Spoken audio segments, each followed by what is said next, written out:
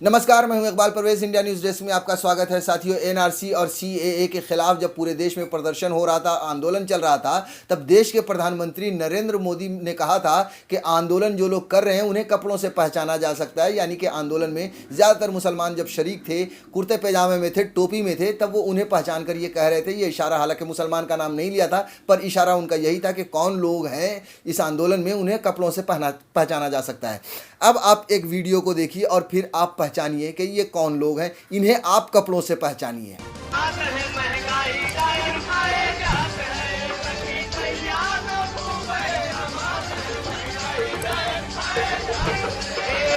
तो देख रहे हैं आप हमारे साथ जो ये वीडियो चल रहा है कि ये कौन लोग हैं। आपने भी इन्हें कपड़ों से पहचान लिया होगा। ये भगवे रंग के कपड़े में है। इनके हाथ में भारतीय जनता पार्टी का कपड़ा भी है, झंडा भी है। जी हाँ, ये वही लोग हैं जो भारतीय जनता पार्टी के समर्थक हैं या अंधभक्त हैं या भगवादारी हैं, जो अब नरेंद्र मोदी के खिलाफ मोर्चा खोल चुके हैं, भारतीय जनता पार्टी के खिलाफ मोर्चा खोल चुके हैं। जी हाँ, मोर्चा किस लिए, वीडियो देखकर आपको भी ये समझ में आ रहा होगा। इन्होंने मोर्चा खोला है महंगाई के खिलाफ। जी हाँ, यानी कि इस देश का भगवाधारी भी, या फिर ये कहें कि अंधभक्त भी, या फिर ये कहें कि जो भारतीय जनता पार्टी के सपोर्टर हैं, नरेंद्र मोदी के जो सपोर्टर हैं, वो भी अब मोदी सरकार के खिलाफ मोर्चा खोल रहे हैं, मोर्चा खोल चुके हैं महंगाई के खिलाफ। क्योंकि प्रधानमंत्री नरेंद्र मोदी जब से 2014 के बाद जब से मोदी सरकार आई है सत्ता में, तब से लगातार महंगाई बढ़ती जा रही है। जी हाँ, महंगाई बढ़ती जा रही है, उसके अलावा रोज़गार घटते जा रहे हैं, करोड़ों लोगों की नौकरियां चली गई। प्रधानमंत्री नरेंद्र मोदी ने वादा किया था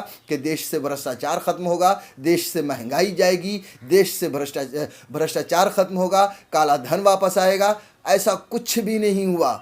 हुआ क्या कि अर्थव्यवस्था चरमरा गई, उस रोज़गार जाने लगे, युवा अपनी नौकरियां खोने लगे, महंगाई बढ़ने लगी। और तो और कांग्रेस के समय में या यूपीए सरकार के समय में जो डीजल पेट्रोल 60-70 रुपये मिला करता था, जब इंटरनेशनल मार्केट में उसकी प्राइस $100 के ऊपर होती थी, तब मोदी सरकार के राज में जब $60 के आसपास इंटरनेशनल मार्केट में कच्चे तेल की कीमत है, तब पेट्रोल डीजल 100 पहुंच चुका है।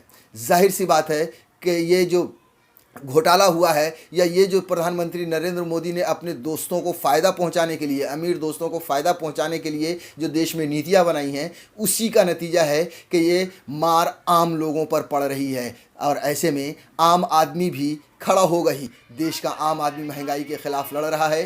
देश का आम आदमी महंगाई से त्रस्त है, इस सरकार से तो परेशान है ही है। लेकिन अब भारतीय जनता पार्टी के चाहने वाले, भगवा रंग का कपड़ा पहनने वाले, जो लोग प्रधानमंत्री नरेंद्र मोदी के पीछे मोदी मोदी करके चिल्लाया करते थे, अब वो भी सड़क पर आ चुके हैं। वो भी प्रधानमंत्री नरेंद्र मोदी के खिलाफ आवाज़ उठा रहे हैं, उनकी महंगाई के खिलाफ आवाज़ उठा रहे हैं।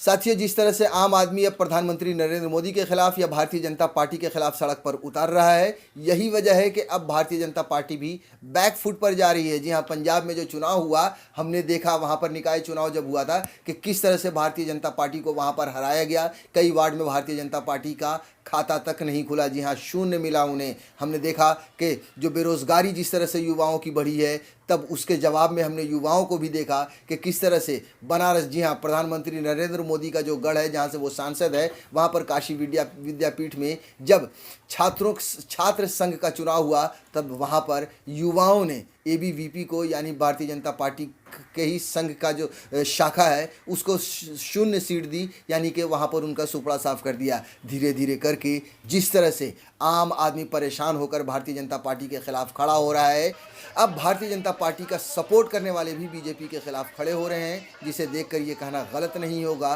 कि अब भारतीय जनता पार्टी के अच्छे दिन जा चुके हैं, उनके बुरे दिन शुरू हो चुके हैं, और बहुत ही जल्दी वो सत्ता से बेदखल कर दिए जाएंगे। और उन्हें बेदखल इसी देश की जनता करेगी, जिन्होंने उन्हें सत्ता में बिठाया था।